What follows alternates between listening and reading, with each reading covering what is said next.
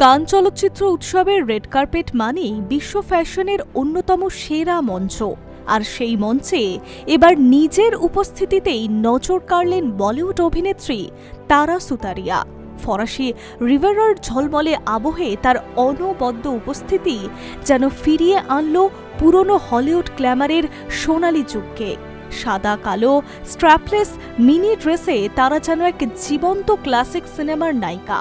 তার লুক দেখে অনেকেরই মনে পড়েছে অড্রে হেপবার্ন কিংবা গ্রেস কেলির মতো কিংবদন্তি তারকাদের কথা। হেলসা স্টুডিওর ডিজাইন করা পোশাকে তারা সুতারিয়ার এই উপস্থিতি ছিল অত্যন্ত পরিশীলতা এবং মার্জিত।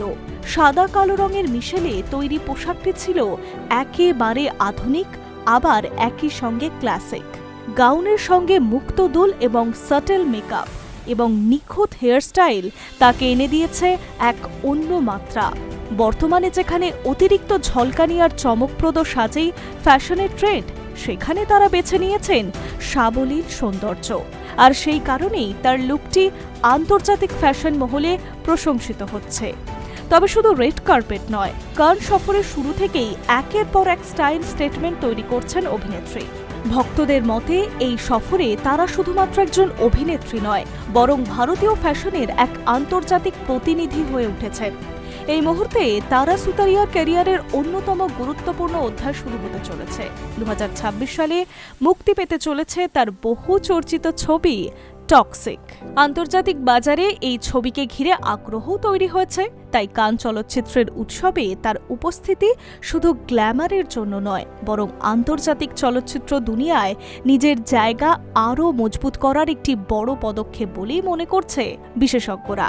আরও একটি গুরুত্বপূর্ণ বিষয় হল, এবারে কান উৎসবে তারা সুতারিয়াকে বিশেষ সম্মান জানাতে চলেছে রেড সে ফিল্ম ফাউন্ডেশন।